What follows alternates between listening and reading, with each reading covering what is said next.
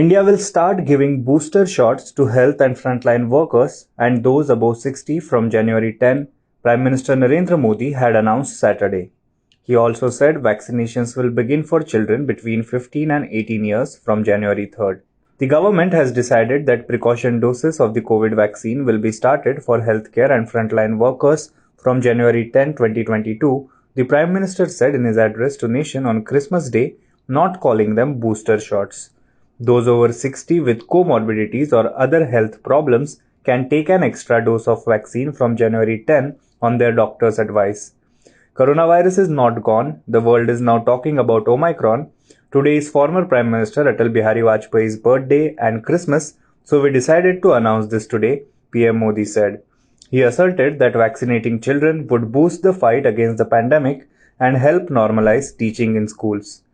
However, a senior epidemiologist at AIIMS, who is the principal investigator of Covaxin trials for adults and children at the institute, said the government's decision to vaccinate children against COVID-19 is unscientific and it will not yield any additional benefit.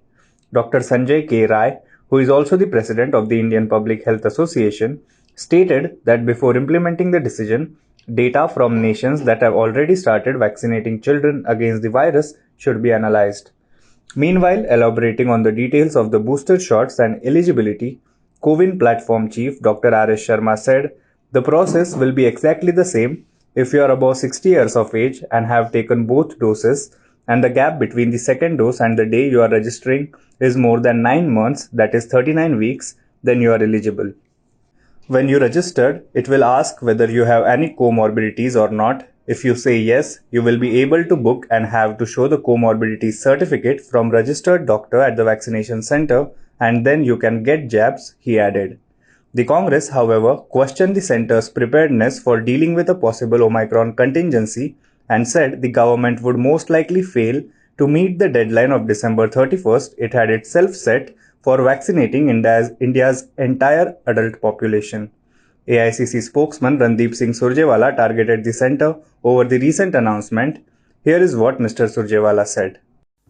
याद करिए, corona की पहली और दूसरी लहर में मोदी सरकार ने हमारे प्रवासी मजदूरों को किस प्रकार से पलायन और कई बार मौत की घाट, मौत का फंदा चूमने पर मजबूर किया। मोदी सरकार ने देश के गरीब को, जिसकी जेब में पैसा डालने से इनकार कर दिया राहुल गांधी जी, सोनिया गांधी जी के कहने के बाद, किस दोराहे पर ला खड़ा किया। मोदी सरकार ने लघु और छोटे उद्योगों को विनाश के रास्ते पर धक्का दे दिया। मोदी सरकार ने अर्थव्यवस्था को गर्त के अंदर झोंक दिया और मोदी सरकार की आपराधिक लापरवाही से ये सब निष्पक्ष एजेंसियां कहती हैं कि कोरोना की दूसरी लहर में 40 लाख के करीब भारतीय जो हैं वो मौत के शिकार हुए। यह इसलिए हुआ कि मोदी सरकार हर बार जिम्मेवारी से पीछा छुड़वाने, कोरोना टीकाकरण को लेकर बार बार नीतियां बदलने, कोरोना की रोकथाम के बजाय खुद के महिमा मंडन और रैलियों और चुनावी गोटियों को प्राथमिकता देने, प्रांतों पर दोषमढ़ जिम्मेवारी से पीछा छुड़वाने, इस प्रकार की आपराधिक लापरवाहियों से देश के लोगों की जान से प्रधानमंत्री माननीय नरेंद्र मोदी जी और उनकी सरकार ने खिलवाड़ किया है।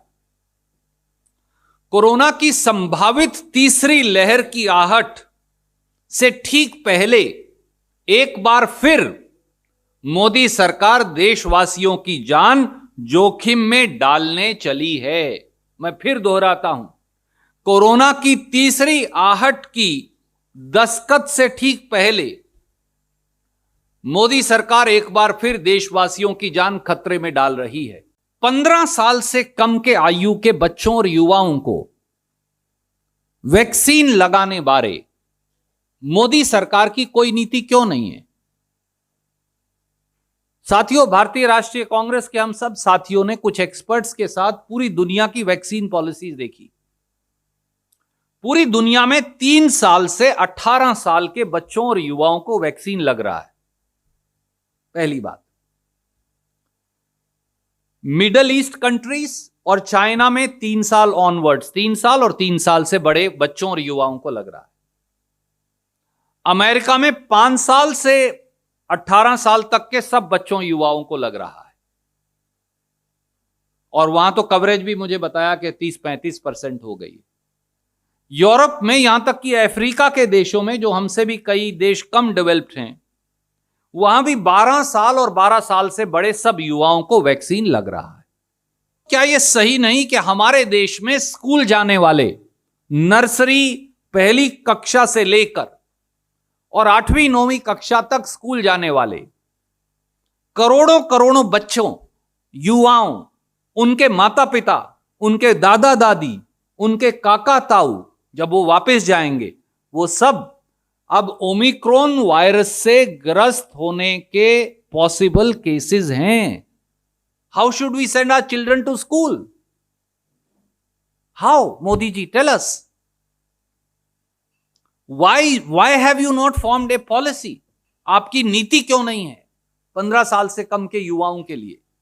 और वो भी तब जब आपने सुप्रीम कोर्ट को 22 जून को शपथ पत्र देकर कहा कि हां, हम 12 साल से ऊपर तो अभी लगा सकते हैं, और 2 साल से ऊपर लगाने के लिए हमारी क्लिनिकल ट्रायल चालू है। तो सुप्रीम कोर्ट को भी झूठ बोल दिया और देश को भी।